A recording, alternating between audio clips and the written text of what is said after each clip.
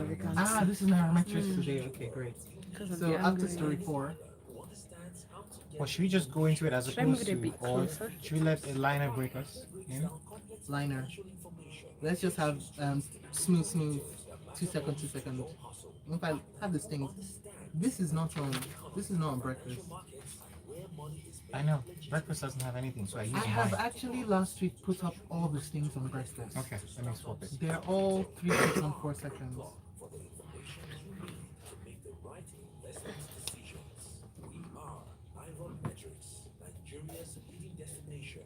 Like that 18 second feels good should be a 3 seconds, I think. Because it's picking up freshly pressed stuff. Which is time for more people to have more things to say.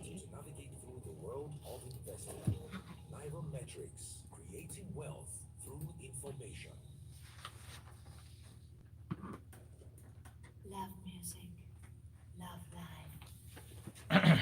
Stopper. Say again? Isn't the stopper for Nairametrics? No? Yeah, Or is that for later on?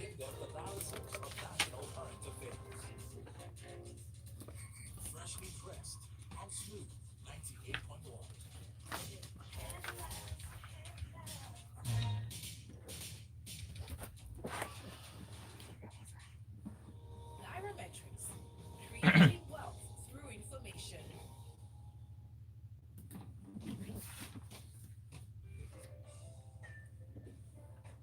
And you're welcome. This is Smooth 90.1. Love music, love life. It's time for Freshly Pressed 981. As always, this is where we bring you detailed analysis of stories making rounds in the dailies. And you, Lagos, you're welcome to be a part of our conversation. Okay, so joining us in the studio, as always, we've got Justin EJ. Good morning. Good morning, people. Say that again, please. Good morning, people. There we go. Good morning, Justin. Good to have you here. And also, we have Wadi with us in the studio. Good morning, Wadi. Good morning, Lagos. All right. You also And can we've got you. Yes.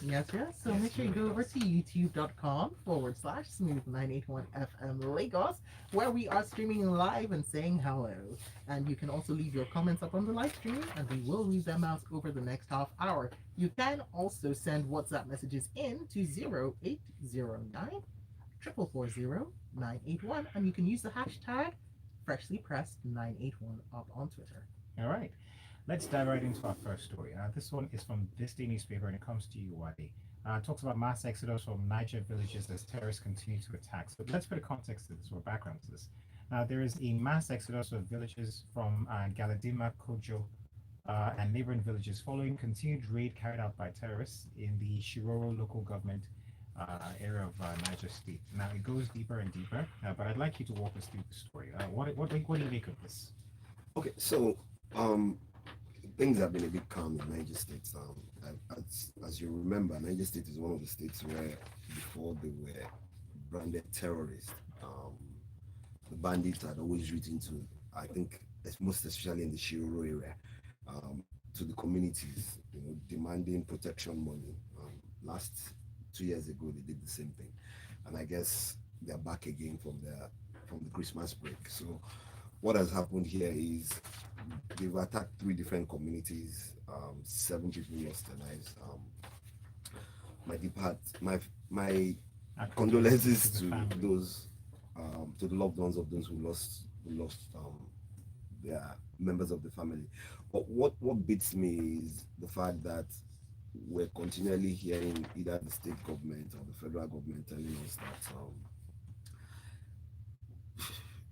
these things will be over. They will equip security forces. But one other thing, or 2 other things that come out clearly from here is the fact that the governor says or stated that they did not provide intelligence on time. Yes. And they should start providing intelligence. When you don't trust the state, these are the kind of things that happen. People would rather just keep their mouth shut because you don't know if you provide the intelligence, what will happen. One other thing that comes out also is the fact that the security operatives left and on the basis of they were going to reinforce, and it's ridiculous. First you say they didn't provide intelligence on time, and then next you say, oh, they had to go and reinforce themselves. it just goes to show us the level of insecurity in Nigeria over the last 2 to 3 weeks. Sokoto State, Katsina, I mean, Sokoto State has been under Also a on the lot siege of, like that. yeah, and it's coming back to Niger. A few things stand out to me on this story. So they're talking about the fact that there are lots of out of school children, and one of the reasons why there's a continuous we're hearing this continuously is basically because of some of these kids are the ones recruited. At the same time, another thing that stands out to me is the attacks happened on Saturday and ended around Monday morning. So two things, like I mentioned, stood out to me. What were the security agencies doing between that time till Monday? But And again, then, you had the excuse that was given. yes, They went to reinforce. So and it then takes come them back. another 48 hours. First, there was no intelligence, and then it takes you 48 hours, almost 72 hours to reinforce. That's on one part. On the other part of school children, the governor says that the number of out of school children has dropped by almost 50%, which is good to hear. However, we've seen how both the state, the federal, and local governments in Nigeria has systematically destroyed the educational system. The vote to education is next to nothing. The strikes in the universities, children out of school, teachers not being paid. In short, so so how exactly do you want? So a lot of all these things come about from economic reasons. Children can't go to school because they can feed. So they would rather their parents would rather make sure or try and get them to make some form of living and keep the Being family recruited alive. sometimes into this banditry. Yeah, that's so getting lead so away. it becomes an issue of where do you get the quickest, what's the quickest way to make money? Someone once said, if you want to predict the future of any country, look at how they treat the Shit. children. And look at how they treat education. And it's so sad that the educational standards have gone on, and it's just continuous, really. All right, thank you so much for that. By the way, if you want to add your comments to our story this morning, please send them to 0809-444-0981. That's where you can send your messages to. We're also streaming live. You can add your messages there as well. It's youtube.com/smooth91FM Lagos. All right, so Justin, I'm going to come to you for this next story, which comes in from this day newspaper. Buhari, my successor, will inherit homegrown economy, stable democracy, and revamp the security forces. I'm sorry, Wadi, I know that upsets you sometimes when you hear that phrase again. But now all of this by the time he leaves office on the 29th of May next year. Now the president, who spoke at a dinner in honor of the 2022 Committee of Business, Political, Media, and Civil Society Leaders held at the State House in Abuja, pledged his commitment to hand over this strong, repositioned, agriculture-led, diversified, homegrown economy, as well as a stable democracy and revamped armed and security forces to the next administration. And I'll pick out something that he said. Now, he said, as we all know, while speaking with these various leaders, he said, I have been very critical of the Nigerian elites, essentially because some of us have not always demonstrated that we can rise above personal gain, political partisanship, as well as ethnic and religious differences when the situation demands that we all speak and or act as one in the interest of our country. Justin, what do you say to this? I would like to commend the presidential speechwriters. They have had a stellar run in the course of this administration. They could almost convince me that it's sunny in the North Pole. At the North Pole, it's a tropical climate. Because you read some of the things that are said, they sound so vacuous, so aspirational. At the same time, you start to ask yourself, come, now the same place for you. I like the quote that you focused in on, but let me put what's going on here in proper context. Where is this? What is going on here? What is this committee? Go ahead. Committee of business leaders who came together, were hosted at the State House, convened by Mr. Nduka Baigbena, the owner of these day papers, right? So every election cycle, we see these things start to happen. People form all sorts of pressure groups, lobby groups, and they start to wax very lyrical about what the administration has done And then the administration in question, whichever one it is, comes and tells us this grand vision. Let me quote one of the things that the president said here. We cannot retreat to our ethnic cocoons. Let me repeat that. We cannot retreat to our ethnic cocoons, nor can we continue to seek solace in our past, grazing roots. We must champion the idea of a Nigeria where every citizen will be proud to call home. That is the charge before you. The charge before who? Who are these people? They are not elected officials. There are some people who've come to sing praises. We cannot. We've been living in our ethnic cocoons the last 6 years, bro. Oh, well, hold on one second, Justin. You're saying who are these people now? This is the president, Speaking the, to who? the government, public sector, People in speaking to government. private sector, saying let's come together and let's see how we can work hand in hand to make sure that the economy by 2023 is in the best shape it can What have be. they done in the No? last 6.5 years? Well, we have Mm. 16 months to leave a legacy for a united, peaceful, and prosperous Nigeria. End of. Are you saying it can't be done?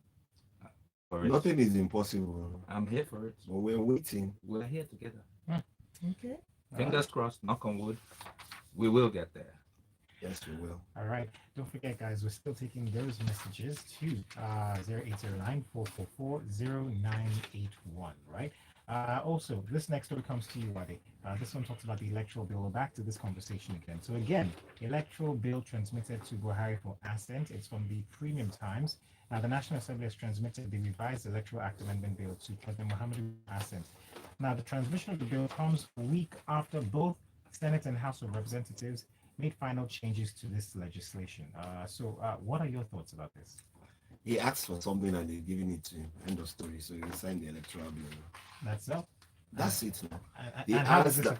Okay, go on. He asked that they have direct or indirect primaries or consensus candidates. So he's asked for it. Yeah, so and they've they- now made it into they've an made- objective, yeah. exams, objective questions. So There's option A, B, and C.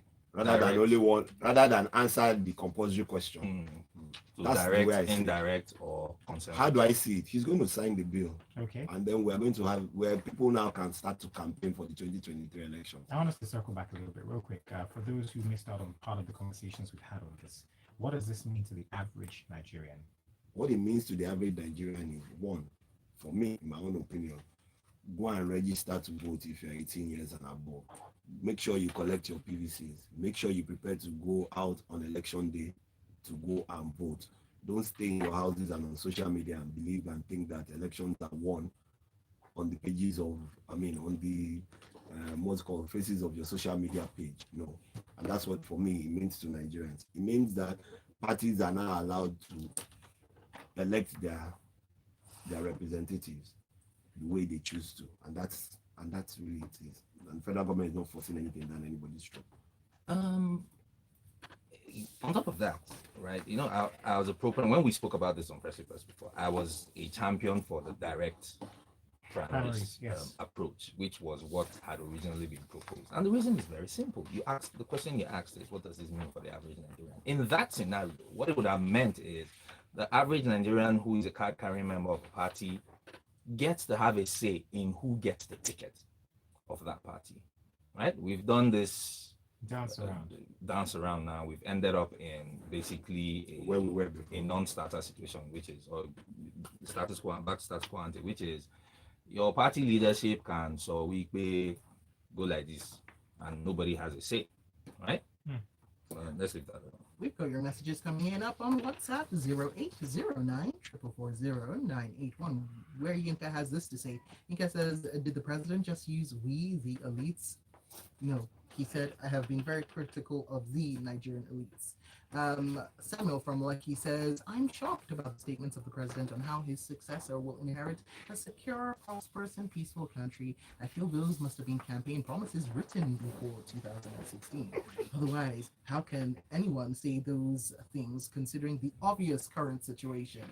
And Obina says, I had to Buhari is type talking. this. Yeah. Okay. Go on. Okay.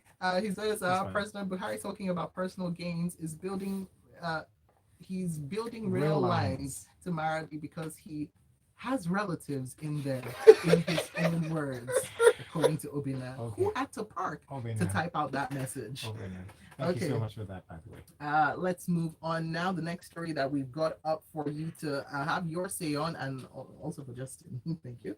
It comes in from this day newspaper. Senate tasks federal agencies to generate 3 trillion naira revenue in 2022. Now, the president of the Senate, Ahmed Lawan, said this yesterday during an interactive session on the need to improve internally generated revenue of the federal government of Nigeria and revenue projections of the agencies as contained in the Appropriation Act 2022. Now, he said that all the revenue generating agencies of the federal government are capable of generating and remitting 3 trillion naira annually to the federation account if efforts are made to cut down on wasteful spending. So, Justin, those are his words. What are yours? Well, you see, taxation has always been an interesting topic in governance and politics and all of that. And when government is talking about revenue generation, invariably they're talking about taxation. Here we seem to have lost sight of the fact that government has a relationship with the society that is very transactional. You don't tax me, shouldn't tax me. It's Without- take and give is what you're saying. Yes. There is a value expectation. Government should deliver certain goods to the people. And in exchange for that, the people are saying, here, we will pay our fair share of what it takes to create these common goods. We have an unfortunate situation where government has become rapacious in collecting, in taking, in rent seeking, without considering the value that should be delivered Now, hold to the on. people. Justin, when you say that, looking at why the president of the Senate said this, it was more for the fact that there is this deficit when we think about the budget deficit. deficits. Well, let's for start from the 2022. fact that he's And probably part the of highest paid budget- Senate president Hold on anywhere one in the second. world. Part of the budget goes towards the people, does it not? Shopper, he spoke about wastages. Education, health. Wastages. The biggest people, the National Assembly are probably one of the highest ranking in terms of like what we think about. when it comes to wastages. Costing governance. So So first of all, remember that in generating revenue, sorry about this, to jump down your throat. In taxing, right? It's actually meant to be a cost recovery. Government is not a profit center. It's meant to be a cost recovery exercise. This is what it costs us to deliver these services. Therefore, this is how much we expect to generate to cover that, so that So it's that we can continuing continue to maintain it. Yes. Now, when you remove delivery of services, what is the basis for how you're collecting and what you're collecting? So it now it creates tension between the people and the government. And so they've told a traffic management agency, for instance, whose job is traffic management, but suddenly they have revenue generation Sure, responsibilities. You know, this is quite interesting. It takes me back to a story that we covered yesterday about the VIS. Yes, so where Lagos State government had to come out to say, listen, this is not about revenue generation. I don't. They actually had to come out and say that this is about safety. Wow. Yes, Because where it's there's a now lot being of there's Wow. madness exposed. going on out there. So Wow. you have traffic officers entrapping motorists. I had to buy dash cams for my vehicles because there was one time it happened to me years ago. The light was green as this t-shirt you're wearing. I crossed, YouTube.com/American. and this guy just jump out. Hey, you beat the light, you beat the light. I can't swear I did not beat that light. I literally cried that day. Oh, I've been in that situation. Oh. I went out and got dash cams because it would never happen to me again. Oh, good for you. Tell you what we should do right now. Let's go to a quick break. When we get back, we'll do some more talking. Please don't forget to get your thoughts into 0809 444 0981. I'm sorry. Did you hear it? Sorry? What are you sorry about? No, because I was enjoying the story. No, we needed to go on the break. I was even gonna.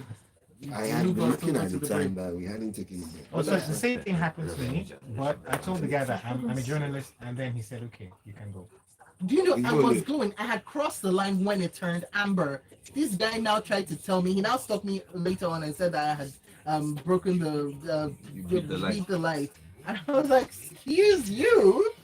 The one that Because they want They entrap the me. one that beat But you know the one Go I back like. on it. No, we got 30 The, seconds. the one that beat The ones I me, like are when I they're was watching coming out and that, can't see. uh, They're watching. They're like that- they're literally that- watching you. Mm. Yeah, You how do I make that turning? I My know being phone there like, am I supposed to? And they just was look on- at you like, was just in front, and my make a earpiece choice, man. was Make a connected to my choice. so because I was chatting, that you feel so I sat like this. Immediately I came down the bridge, the man jumped. He said I was making a phone call. I said, They're making stupid pictures, taking pictures of you.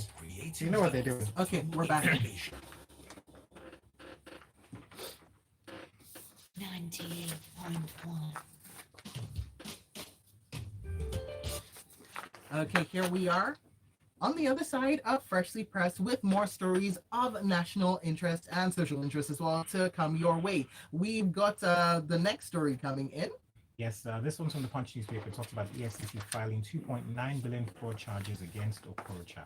So let me put a background to this real quick. The Economic and Financial Crimes Commission has filed 2.9 billion naira fraud charges against former governor of Imo State, Rochas Okorocha. This comes hours after the former governor, officially declared his presidential bid for 2023.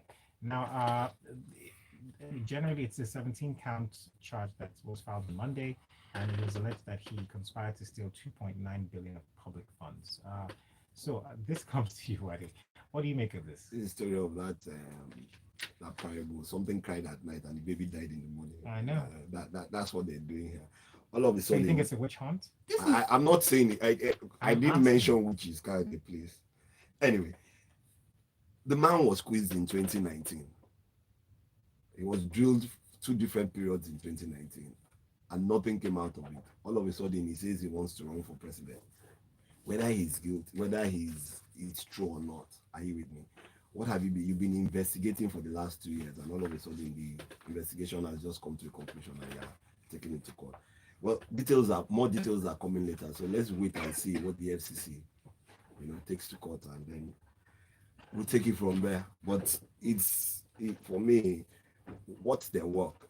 If you think this is almost 3 years, you've been investigating for 3 years for 2.9 billion fraud that happened when the man was governor for 8 years and he's left governorship for the last 3 years. I'm not saying that Okorocha didn't do anything, but Why wait this long to do it? exactly. All right.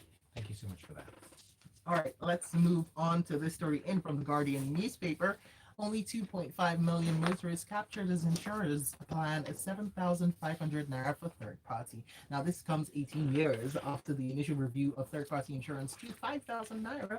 Well, motorists in the country might just have to gear up for another review, as an inside source has said that the premium may rise to 7,500 naira before the end of the first quarter of this year. Now, this follows not just an uptick in inflation, but also an increase in the rate of asset replacement and a repair, which is apparently putting the insurance firms at a loss anytime major claims come from any class of motor insurance. Now, this is actually pretty interesting because if we go further down to the story, the article from The Guardian kind of takes a look at other countries and their premiums on third-party motor insurance and where Nigeria lies with that. So we see Kenya at $66.69, Ghana paying $52.16, and in comparison, Nigerians paying about $12 at that. Well, Justin, what would you make of these numbers and the fact that we've got this coming 18 years after? I mean, it's a failure of regulation, and it's good that they're trying to correct the situation as it stands. Why I say it's a failure is it's almost ridiculous that you have just a fraction of registered vehicles in the country having insurance on the record. Right? It's what are we doing? Another thing is, I must be clear about this one. It is currently cheap, and I actually do support the increase to Pretty cheap. 7,500 But even from with the- 5,000. However, even with the cost now, you've talked about the number of people who are actually insured and that you can go and check on a database. What does that mean for when we see the agencies stopping people on the road to check their records, people coming out with fake Whose papers? which records are they checking? So that's the That's the other elephant question in the I'm room. the enforcement of the Of existing this. regulation, Mhm. It's right, for who? is faulty, and the people who should check are complicit. They stop you on the road, show me your insurance document. What are they actually looking at? How do they validate what they are They don't know if seeing? it's Is right or it wrong. genuine or is it fake? And who are Mhm. Now we all know that there are fake ones in circulation, but Okay. the fix is not on the moon, right? A simple QR code on every insurance document is scannable with your phone camera, linking back to a central database, fixes this. We have dinosaurs running shops that they have no business running. So we are still in the 1980s dealing with Stone Age problems. And the other question, And that's why you have just a fraction of Justice, it's sorry to cut easily you. fixable. The other question is, who are you stopping? The buses, the trucks, and like you said, what's the gain to the insurance man? Or what's the, because like if I can get away, see the public transport system in Nigeria, I'm not sure, except maybe a few of them decide to have the insurance. Wait, hold on. I'm not sure. Wade, you said what's the gain to the insurance man? Explain that, please. What's the no, not the insurance man, to the man who is Person that Okay, stopped what's or the gain what of has to insurance purchase, yeah. to the man. Okay. That's really what it is. But So- the, so- the, so- the law enforcement agents, So there's here's the a thing. huge gain to him. There's after the last exercise when it was raised from 1,000 to 5,000, Mhm. Yes. there was actually very good standardization and claims actually get paid, right? Because most of the there was a sort of cleanup in the insurance industry. Okay. So claims do get paid. It's a bit cumbersome, the process of application, but if you push through, claims do get paid. But here's the thing, a whole swathe of the motoring public in Nigeria is completely Out of this system. out of the insurance play. All the buses you see on the road are not paying that 5,000 because they're simply going to be That's dropping the their regular daily cars tips. that are doing Yeah. that. All right. Real quick though, let's move on to our next story. Still it comes to you, Justin, but I'd like you to chime in, Wadi. CBN slashes ATM withdrawal, interbank transfer charges. This from the Guardian newspaper. So you've read the story. What do you think about it? This happens every now and then. I'm actually going to check on the CBN site and download there's a schedule of allowable charges that the CBN reviews for banks time. This is what governs how much, all those debits people always wail about, card maintenance fees and transfer fees and all that. So it's been reviewed again, essentially. You said Right. there is a site where people can download It's it? usually uploaded on the CBN website. Okay, yes. so people can Yeah. just check out all the Circulars, charges. recent circulars, you would find it there. So it would list all the charges that are allowable, right, Okay. for banks to charge you. But the one on the headline is, I think, one that's really very popular. So, if you're carrying Bank A's card and you're using it on Bank B's ATM, There's a charge that at the comes with it. third instance within a month, there's a charge, which used to be 60 naira. So it's been slashed to 35 naira It after was that 65, third withdrawal. brought it down, and then took it up and then brought it back again. So it's down from 65 to 35, essentially. And a whole lot of other charges that have also been reviewed. So people go check that out. All right. And debit card charges have been removed altogether. So Altogether. Wow, altogether. you scared me for a second. Okay, real quick from the Vanguard newspaper. Siemens deal 40 million people to get improved electricity supply. This according to the Minister of Finance, Budgets and National Planning, Zainab Ahmed. And also 11,000 jobs, indirect and direct.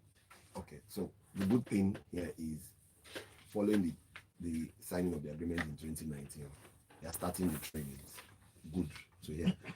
But these 40 million people that will get electricity supply might not get it for the next 18 months when we've moved our infrastructure, the current 5,000 to 7,000 megawatts of transmission. That's the long and short of it. But the good thing is at least we started on the part of trainings are going to go on. Siemens is start kicking off with knowledge sharing and training those who are going to work in it. But let's see how it goes. All right, we've got some messages in, and by the way, I'm loving this. So this message from Abayomi says, "Hello guys, VIO has an app that brings out your car details. They have cameras as well. I paid 40,000 naira last year. My concern is that they are fixated on private car owners." And who is this one? This person says, "All they need is your plate number to run your insurance, and they do." While Nengi says, "My car was impounded because I didn't have a copy of my insurance papers in the car. I tried showing the officer my electronic copy on my phone sent to me by the insurance company, all to no avail." They just want your We money. just wanted to collect that guy's money because they could have checked it and they would have found that he had insurance. Alrighty, well, we're totally out of time, but thank you so much for all your detailed analysis. What can we say? We're going to slide over to Lagos Talks 91 in a few more minutes, and we'd love for you to have your thoughts there as well. But you can find our analysts up on social media to keep up with conversation with them.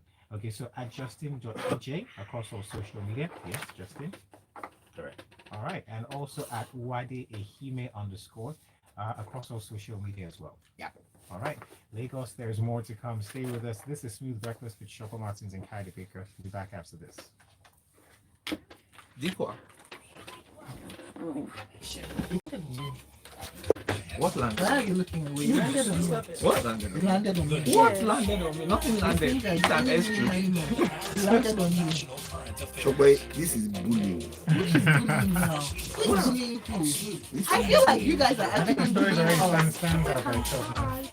You guys are really bullying us. We will just reason ourselves out of the bullying unapologetically. I can stand by the door, please. We have this Shokwe is bullying us, and they say there is no bullying. Your analysts, they are bullying us. Actually, your presenters. Tell me, let me solve this problem. They've been bullying us. I actually believe it because it's this man. Justin,